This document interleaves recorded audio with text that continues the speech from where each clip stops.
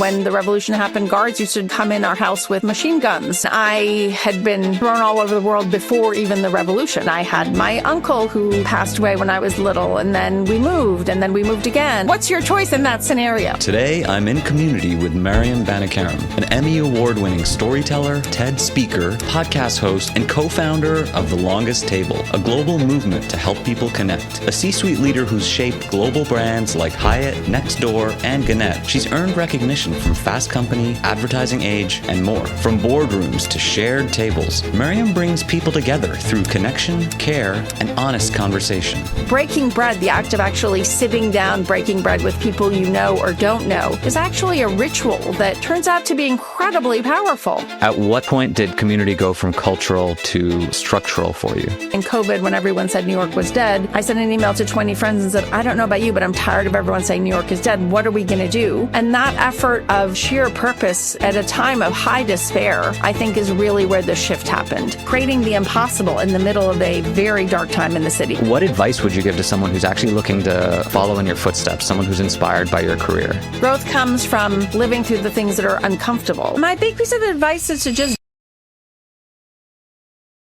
Before we get into the episode, I'd really appreciate if you take a second to hit subscribe now. Every subscriber matters and helps the show have an opportunity to grow and reach more people. Plus, you'll be the first to hear about what else is coming your way. Thanks for being here. And with that out of the way, let's get into it. This is In Community with Fahad. Welcome, Maryam. I appreciate you being here. Welcome to the show. Thank you so much for having me. So I'm going to start at the very beginning, which is where I always start. I'm going to ask if you can tell me a little bit about one of your earliest memories. Probably one of my memories I've been thinking about a lot is, as you know, I grew up originally in Iran until I was 11. And one of my earliest memories was spending a lot of time in my grandmother's house. So we sort of had moments where we lived with my grandmother. And what I loved about being at her house is, one, she was always cooking. She was a teacher, but she was always cooking. So there was always people in the house, whether they were friends or family, and they lived centrally sort of in an area where the houses were next to each other. So you would go out on the street and play soccer, like with the neighbors' kids. And that sense of community was just something that was really just fun as a kid. I remember I knew that if other people were around, I wouldn't get in trouble. So maybe that's why I really liked community. So you mentioned that you moved early in your life, right? You moved to the U.S. when you were very young, actually. Yep. What was that first little bit when you moved to the U.S. like, the adjustment? Was there a culture shock? What were some of those early moments that you had? Well, I mean, first of all, I went to preschool in Boston as a 3-year-old. So I was fortunate in that I spoke English. When we moved back to Iran after preschool, I went to an American school. So and then we traveled. So I spent time in and outside of Iran as a kid. And then the first year after the revolution, we actually first moved to Paris. So I had 1 year in Paris before moving to Northern California. And I can now joke that my parents didn't want us to be the Shahs of Sunset, so they picked Northern California versus Southern California. But so I wouldn't say it was as much of a culture shock as it could have been. And yet, obviously, it was totally different, right? And, when I lived in Paris, I dressed like a French schoolgirl. You sort of like learn to look like everybody else as much as you could. So by the time I came to the States, I remember my dad saying to me, everybody rode a bike to school. We lived in the suburbs in the East Bay. And I sort of had this poofy blue skirt and a little petit bateau t-shirt and these like flats that were like lace-up ballet shoes. And I got to school and everybody was wearing Izod t-shirts and, button-downs and Calvin Klein jeans. So I clearly stood out. And so by the end of the day, I was like, we need to go get me a different outfit. So I think that's a good summary of what it was like. I have a picture of, it's funny, when I did the TED Talk, I actually dug up this picture that my dad took when he dropped off my mom and sister at junior high, where I had to go meet the principal before I could register. And I look so sort of forlorn, like in that picture.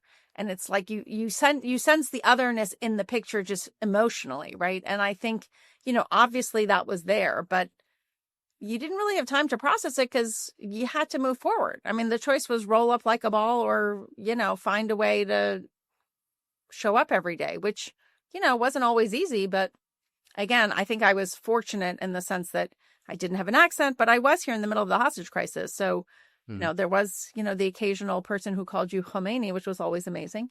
But you learn to adapt. And I think about that as a parent, that those things, right? Learning to be resilient and not being thrown. I was fortunate that I wasn't worried about being cool because I wasn't. Those things really served me well over the course of my life afterwards. What do you think was kind of the X factor that helped you have that resilience? Well, there was no choice. I mean, it's funny, you can't teach your children resilience.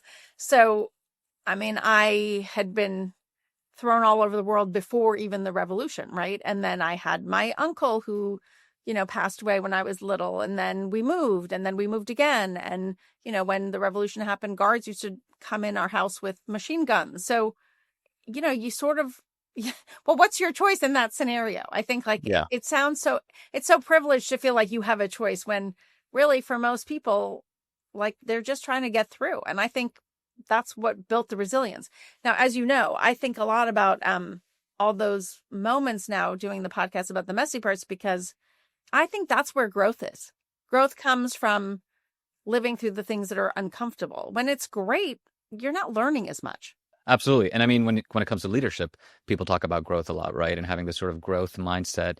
When you think about your journey, right? And you've been a leader now in a lot of different companies, a lot of different types of organizations. You've established nonprofits.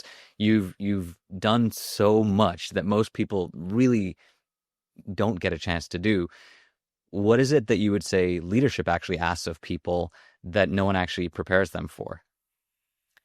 Well, I think in the end, when you have to lead, it's not about being liked, but being respected. Now, it's amazing if you are also liked, which I think does factor in. But I used this analogy the other day, and somebody said it was the first time they'd had Lord of the Rings reference. And it's so funny because I'm not a deep sci-fi person. But I think when I watched that series, I was like, people wanted to follow Aragon. You believed, even though you don't know that the world is round. When somebody says, but I don't see that. There has to be this sense of belief that you're willing to follow. And in the end, that's what leadership is. I mean, I would say in my corporate life, I did a lot of change and turnaround. And in change and turnaround, of course, as a CMO, you're doing marketing, but I spent a lot of time on culture because you can have all the strategy in the world, but in the end, it's people who take the hill. So they have to respect you. They have to want to come along that journey. I think those are skills that you develop over time. And today, you have to be authentic because there's nowhere to hide. I mean, I think there was a time where people were one person, one place, one person, another. There was internal comms and external comms. Now it's all one thing. So you're not going to be perfect, and that's okay. And I think being willing to put the not perfect on display makes you human. And then it makes people trust you. Yeah. And I'm glad you mentioned that because trust is something that I talk a lot about. And in a world right now where things are changing really, really fast, and to your point, internal versus external, the lines are really blurring. How do you make sure that you do build you do build in a way that people are going to trust you? How do you make sure that you're scaling that trust as your organization goes, as your impact grows? Well, I think it's not easy. It's, it always sounds easy when we talk about them on podcasts or, on LinkedIn. But I think the truth is that it's about intention, right? So you're not going to be perfect. There will be times you will make a mistake. But I think you have to have real intentionality about how you're going to communicate, how you're going to talk about things that are difficult, which there will be, being transparent, but also having empathy and being human. I think those are all things. I think about, as you know, we've been doing this nonprofit with the longest table for the past 4 years. And a lot of people come to us wanting to sponsor it, or why am I not commercializing it? And why am I not hockey sticking it to the right? There's so much demand. And I'm very intentional, sometimes maybe too intentional, about sort of what makes it special and trying to protect that while also inviting more people to participate, right? So, which would be scale, I suppose. in Yeah. the commercial world. But I think you have to be intentional. You have to have a clear sense of who you are and where you're trying to go. And that can be a person or a company. And then you have to be intentional, and you'll have to have grace because you will make mistakes. And I think that, going back to the mess, it's not having the mess, because we all have it. It's how you pick yourself up from the mess that really is the defining factor. That's where trust is built. So for The Longest Table, then, since you mentioned that, for folks who may not be as familiar, can you very briefly talk about what it is, where it came from, and where it's headed? I mean, really coming out of COVID, I saw a picture of what I now know to be iftar in Egypt, of a group of people having a meal down a street. And it was just beautiful looking. And obviously in COVID, we'd gotten to know how important it was to know your neighbors. I posted that on my personal Nextdoor and said, what if we did that? And literally, we just tried it. We had no idea if it was going to work or if it wasn't going to work, but I met 8 neighbors. We rented tables and chairs, placed them down the street for a Sunday lunch. And the invitation was, we'll bring the tables and chairs, you bring friends and food. And the first year, 500 people came, then 700, then 1,000. And this past year, we had over 2,000. But what's most amazing about it is that 50 other tables happened in other parts of the country that were inspired by the one in Chelsea. And we only throw the one in Chelsea, but we give you a toolkit, we enable you, we're a coach, but it's done by people from within their neighborhoods in a way that, leverages the toolkit that we create, but really is customized to fit their neighborhood. And the demand for that, really, I would say last year we had 400 inbounds from people who wanted to host, not just attend. This year we had 600 inbounds. And if that's not a loud signal to the need to build back community in real life, which, by the way, is where I think trust gets rebuilt from the ground up, I don't know what is. Yeah, and I remember being at that very first event. It was so warm. Mm-hmm. That feeling, first of all, it was a sunny day, so it was actually like nice to be warm, even though it was a cold time of year. It's been a sunny day every single time we've done it, even if in the morning it rained, which, I say somebody's looking out for us. Yeah, that's amazing. But that sense of warmth, and to your point, it's something that you don't feel in other ways. But there were just a ton of strangers. I didn't know most of the people there. I came with a couple of friends. Obviously, I saw you and some others, but I didn't know most of the people. But people were sharing. They were sharing their food, their stories, and it was really amazing. And now it's gone global, right? Yeah. I mean, again, I think, look, breaking bread is as old as dawn, right? Like, people have been breaking bread in different forms and shapes since the very beginning. And I remember Sebastian Unger, when he wrote the book Tribe, he talked about the sense of community and belonging that came from belonging to a tribe. What that meant was you were willing to share your last piece of bread with somebody, right? So breaking bread, the act of actually sitting down, breaking bread with people you know or don't know, is actually a ritual that turns out to be incredibly powerful, right? It's a simple idea that turns out to have unbelievable power. We've done research, and it's pretty consistent for the last 3 years, where 8 out of 10 people who come meet somebody new, feel a sense of belonging, are less lonely, feel better about where they live, which, is a thing, because then you want to do things, and then are inclined towards wanting to participate in some way in their local community. What conditions do you believe needed to exist for something like that to be successful? I think the magic of The Longest Table is that it invites everyone to participate. The table isn't thrown for you. It's actually thrown by you. So the fact that you came and you brought friends and food wasn't like you just going to a restaurant where somebody served you. And I think, if I think back to just this year, there were 50 volunteers who helped make Just Chelsea happen. And every year new volunteers show up. So they're not always the same people, but they help for 6 weeks on the lead up. They sweep the street. They help break down the tables, get rid of the garbage, old, young, diversity of all kinds. And it's a sense of having agency, right? That you're actually doing it, not that it's being done for you.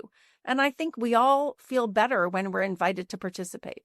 One of the things that you just mentioned a couple of minutes ago, it makes me think about a balance that I think a lot of leaders or people who've been business leaders and are also doing things that are really community driven think about.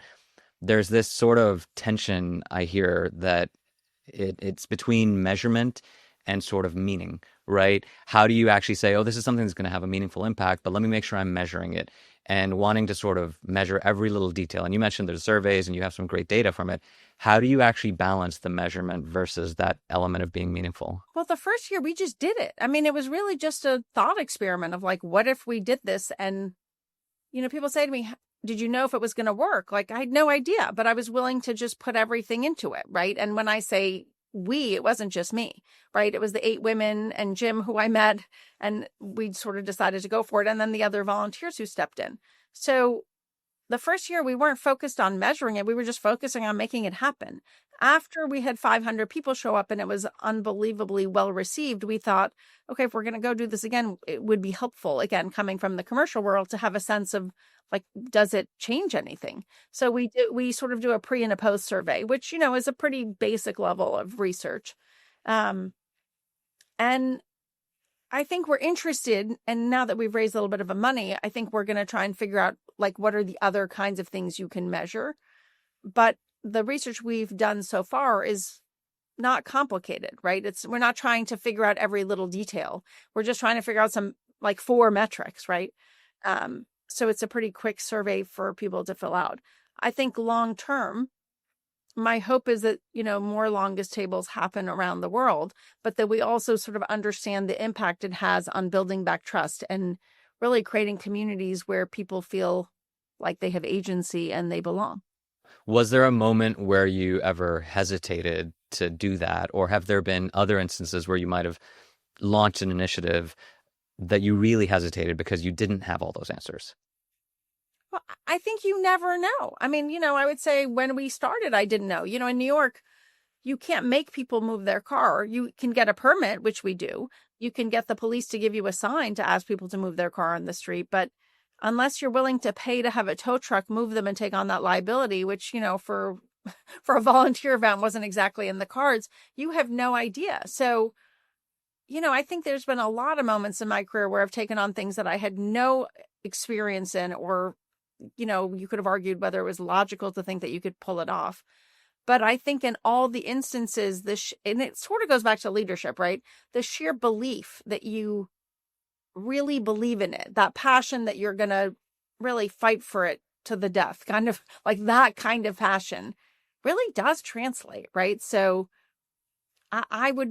we flyered, we posted everywhere on Nextdoor, on Facebook, and block associations, wherever you could think of. But every night when I walk the dog, I reflyered. Like, I wasn't like, oh, somebody's done that. You know what I mean? I was like, I'm walking the dog at 11 o'clock. My husband's like, why did it take you so long to walk the dog? Well, anytime I noticed that a flyer was down, I put another one up in the morning and in the afternoon, right? And that kind of energy, which wasn't just from me, is contagious.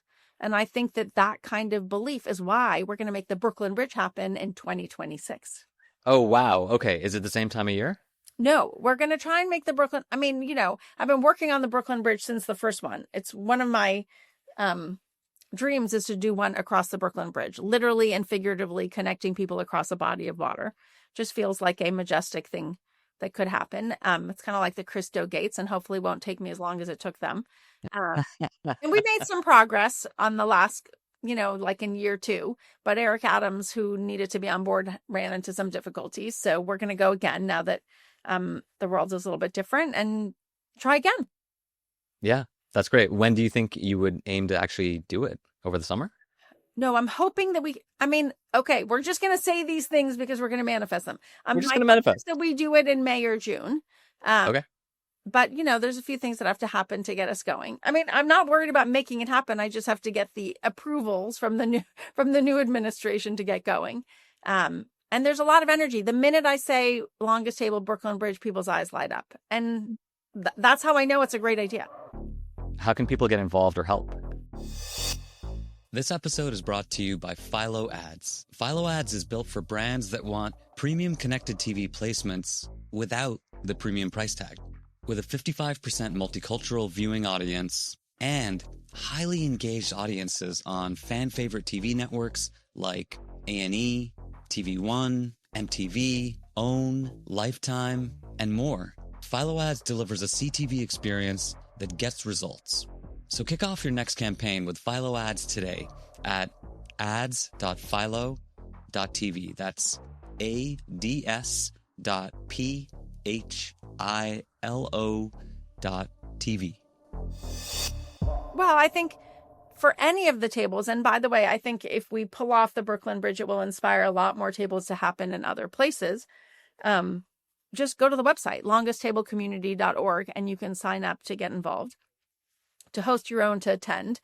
The magic, listen, it will be an amazing moment to do one across the Brooklyn Bridge, but really the magic is in the local tables, right? And there are people who I run into now who go from table to table. Like I'll run into Eric at the one in Brooklyn, and then I'll see him at Washington Heights, and I'll see him in Gotham Park. There is this community that loves this idea of using our public spaces to gather. And it's a great way to meet people. And I think we've forgotten the art of meeting people and spending time in real life. And that's not just for young people. It's for old people. It's for lots of people. At what point did community go from cultural to sort of structural for you? I don't know that it was an intentional thing that happened, right? It was sort of like, I go back to my earliest memory. It was like, the chaos of the table in my grandmother's house or on the street or whatever. So clearly that was always my happy place in some way. I would say in COVID, when I was at a job and in New York, when it sort of broke out and we sort of came together to help New York, right? So the backstory to the longest table is that in COVID, when everyone said New York was dead, I sent an email to 20 friends and said, I don't know about you, but I'm tired of everyone saying New York is dead. What are we going to do? And that sort of started this effort where we, as a side hustle, all came together and raised a little money, paid artists a stipend, had them perform outside, including Bernadette Peters and 24 Broadway performers. And that effort of sheer purpose at a time of high despair, I think, is really where the shift happened. And seeing what we could do, really creating the impossible in the middle of a very dark time in the city, from those 24 award-winning Broadway performers on the red steps of Times Square singing Sunday from Sunday in the Park with George to, getting Billy Joel to grant us the rights to New York State of Mind and making a music video out of that. And then the following year, winning an Emmy. Like having those kinds of things happen, it's like building muscle memory. You believe. It's like Ted Lasso. You're like, I believe it's possible. How did you go about even getting the approval on that song? We worked at getting to Billy Joel for months, and eventually it worked. Wow. What do you think it was that made him say yes? I think the tenacity of the people who were involved. And really, I had a friend who knew, we all knew somebody. And eventually, and really Tom Kidd, who orchestrated the video and is actually the pianist. You see him in the middle of the video. He's the one who was like, we should get that song. That song was written in the 70s, late 70s, 80s, when New York had a hard time. It was kind of the perfect song because he had written it for New York at a time where the city had had a difficult time previously. So it was like the right song to come back and have be reimagined. Having Tom Kidd, who's won many, many illustrious awards, obviously gave us credibility. We'd already done a moment for Broadway and 14 other pop-ups with the Metropolitan Chorus. So we had a track record. Josh, who shot it, has won many awards. I think, but really in the end, it was the tenacity of the core group because we just never gave up. There were many, many moments where it would have been easy to be like, what am I doing? This is never going to happen. Or it's just, believe me, there were many of those moments. Tell me about one of those moments. You obviously are the host of The Messy Parts. Tell me about one of the messy parts in that story. Well, it turns out that you needed a SAG waiver, right? So SAG is the union for a lot of the talent that was involved. And we'd been able to get the song for free. We weren't paying anybody, right? It was a whole thing. So we didn't have the budget to pay for SAG actors and actresses. And we had Idina Menzel, Stephen Colbert, Suzanne Vega, Andy Cohen. It was an amazing group that we'd been able to pull together. But in order to air it, you needed to have SAG's permission. You either needed to pay SAG or you needed to get permission to have it waived. And we must have tried 6 or 7 different ways. And the team was just banging their head against the wall. And so I started everybody was working whoever they knew. And I then, when I had been in my 20s, I'd worked on Highlander 2, the movie. I reached out to the people I knew from the movie and said, what do you guys think? We were just like trying every different angle. And we got to some people and they said, like, we can give you a minimum rate, but it was still going to be like $30,000, which we didn't have. So we're like, oh my God, it's just like here at the 11th hour, it's just like going to all fall apart. And then honestly, it was like one of those mornings I woke up and I posted on Facebook and I said, I'm looking for somebody to help me get a SAG waiver. And here's the story. And I mean, it was a pretty short email and a few people wrote back. And one of them was part of the ANA and I'd been on the board of the ANA, but somebody from the ANA wrote back and said, I might have an idea for you. And so we had a call and he said, I have somebody who's on the board of the ANA who is a lawyer who works with SAG and negotiates on behalf of all the advertising industry. So I spoke to her. She bought into the idea. She got to, and we solved the problem. Everybody was just giving of their time and energy and their network and social capital to try and make incredible things happen. We sort of had a lot of ideas at the front end and then sort of culminated on the thing we thought we could make a difference on, which was helping change the narrative around the city. We all inherently believed that the arts were the soul of the city. So we paid artists a stipend, had them perform outside, and we would just share it on digital and social media because we weren't gathering. So we did one in Chelsea to test and learn. Then we miraculously did a moment for Broadway. That was when the city wasn't giving out permits and everybody said there was no way we would get permission to sing on the steps in Times Square. So that was another crazy moment, which we solved. We did about 14 of those pop-ups all across the different boroughs and Far Rockaway in Brooklyn, all over. And then we pivoted to do New York State of Mind, the music video, and then pivoted to do The Longest Table as we were coming out of COVID. So shifting gears a little bit, where do you find yourself spending most of your energy today? Because there are so many efforts that you're involved with in various ways. Where are you putting most of your energy right now and going into the next year? You know what? There is no good answer to that. I mean, the answer is like right now we've raised some funds for Longest Table and we are going to try and figure out the Brooklyn Bridge. And also we're going to try and do a few of these where we actually do more research to understand the impact, going back to your earlier question about research. And Eric Kleinenberg, who's a foremost social scientist at NYU, has signed on to help us do that research. So that is definitely a project that has to happen. With the messy parts, we have a few more episodes to release, and then we're going to go on hiatus to sort of regroup and think about how we come back and what the next season will look like. So that'll just be a different kind of a focus on that.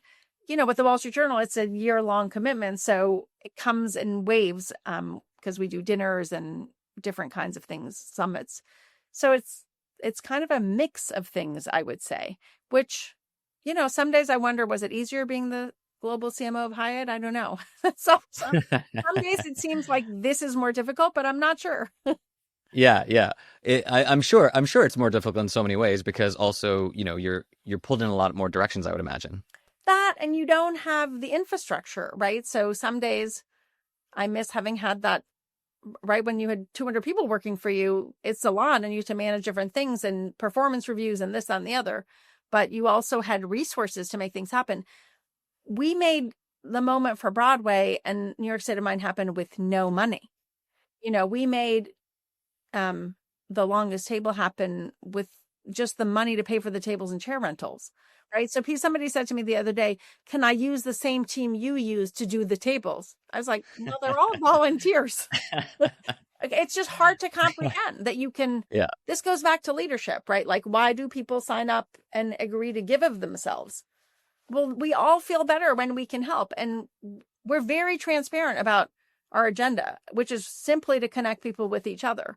And once people see that that's in fact true, they buy in and they also want to be part of that, right? So we all become very skeptical. Who's behind that? What's in it for you? Like you get those questions. Once people realize like, wait, actually you have no other agenda. They want to be part of that. We all want to be part of something bigger than ourselves. I think that's an inherent human need. And I think what's magical about the table is you have an individual experience, you have an experience with your friends, but you're part of this bigger thing with 2,000 people, with dogs and old people and all kinds of things on the street. And now you're part of a movement that's happening all over the country, right? There's kind of something magical about that. We all want community on some level. What do you think corporate leaders can learn from that? I think you can, I think about what I learned from the longest table that I can apply in other parts of my life, which are more corporate. When I ran Fortune's Most Powerful Women, we turned one of the dinners at the conference into a longest table and basically had hosts, right? And one of the things you'll remember at the table is there might be a host who then actually their job is to make sure that you get to meet other people. Kind of like a restaurant. If you should come in by yourself, they walk you down the table, make sure that there's no like awkward middle school moment where you don't know people and feel like there's no seat for you. Those are things we can all adapt at work, right? And so we did that at Fortune 2 years ago, where each table had a host, and their job was to make sure that the people who sat down, who, you know, there's 500 people who go to that conference, got to know each other. And it was very intentionally set up where we had a group of ambassadors, we pulled them aside, we explained what their job was. And I remember one of them saying to me at one of the cocktails, I have to go host my table. It's like, we all love a good job. So I think there's things you can take back. I think the other thing is, I say grace and trust. Like when volunteers show up, I don't know them necessarily well, and they volunteer for something and they may not do it how I do it. And that's okay. And actually that's kind of the magic, is that it doesn't have to always be your way. Now, it's a very different kind of managing, right? It's not top-down managing. And I think when people feel like they get to actually have a voice and some agency on how something happens, they care more about the outcome. And so I think just making more room. Now, you know, you can't have people being unethical and breaking laws at companies or at the longest table. But I think most people come with positive intent. And so if you come to the table with a sense that, you know, everybody wants to have a seat at the table, everyone wants to be respected and feel a sense of belonging. Like, how can you pull that through? Not just in your internal comms, but in how you treat your customers on a day in, day out basis. Having been in very, very corporate environments, having been in more creative, even on the agency side environments, and now, again, some very different things that you've done, what advice would you give to someone who's actually looking to follow in your footsteps, someone who's inspired by your career? If there's one piece of advice. My big piece of advice is to just do it. Like, just try different things and be less fearful, because it always works itself out. But be less fearful. It's hard to do. Like, push past fear, move it aside, acknowledge it, but move past it and go for it. How have you moved past it? Well, it's funny. I thought about that when I gave the TED Talk. It turns out that I look at obstacles instead of as an obstacle, I look at them as an obstacle course. So when it's almost like gamifying the fear, because you're like, okay, well, if it's an obstacle course, it's just a matter of how do I get to the other side of it and not taking it personally. And so I think I must have learned that early on, where it's like I show up, I don't fit in. I'm like, okay, well, all right, I can feel bad, or I can be like, wait, I need to go get an Izod shirt and a pair of Calvin Klein jeans so that I look like everybody else, right? It's like, if you put on your problem solving hat versus I feel terrible, I don't look like everybody else, I'm an outcast, you know, nobody's ever going to like me, you know, I should just stay home, right?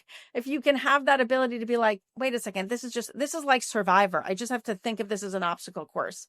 And it may be a setback, but I'm not going to let it get me. I'm just going to be focused on getting to the end, right? And so in an obstacle course, you might have setbacks, but you're focused on the end point, which is like, how do I get there? Yeah, that's very different. That's such a great way to put it. It's a really very clear visual too that I think people can learn from. It's a good one, right? Because you're like, okay, people get in your way. There's politics at work, but you're like, I'm just trying to make the longest table happen. So like, okay, like you're going to say things to me, you're going to do things, but you know what? Let's focus on the end goal. And you expect that things are going to go wrong, so you're sort of ready for it. You're not deterred by it. I'm prepared for things to go wrong, but I have an inherent belief that we're going to pull it together. Yeah. And you do. Yeah. You have. For folks who are listening, is there a podcast, a TV show, a book, something that you've enjoyed recently that you'd recommend to others? Actually, I will say I was just listening to Unreasonable Hospitality that Will wrote, right? He was the GM of 11 Madison. And I loved reading that because a lot of his sort of idea of, you know, really seeing someone, listening to them and acting on that really spoke to me. In a lot of ways, I feel like there's a lot of similarities to sort of our outlook at the longest table, which is, you know, making sure people feel seen and going the extra mile and sort of that notion that you can make something special. All right, time for the lightning round. So just a few quick questions. There won't be time to elaborate. It'll just be one word answer or, you know, quick word association. All right, perfect. Cool. Comedy or drama? Drama. Roller coasters or bumper cars? Roller coasters. Teleportation or time travel? I think teleportation. I had a feeling you would go with that one. Breakfast, sweet or savory? Savory. What's your go-to hype song? Dua Lipa and Elton John. What is that song called? Oh, yeah. The one where they like sort of Sing it's together. like a mashup. It's like an animated mashup. Yeah. Okay. Why? Well, I mean, it's so funny. I've been trying cryotherapy, and I can listen to that song and it makes time go by fast, right? Like, what is the thing that makes time freeze? That song makes time freeze. It just is joyful. Thank you so much for doing this. Thanks for being here. No problem. I'm glad. I was happy to do it. This episode was brought to you by Philo Ads. Philo Ads delivers premium content, a CTV first audience, and zero stress ad buying that works for everyone, from scrappy startups to savvy marketers. So go ahead, shake up your ad buying strategy and launch your next campaign with Philo Ads today. Make sure to visit ads.philo.tv to learn more. That's ads.philo.tv.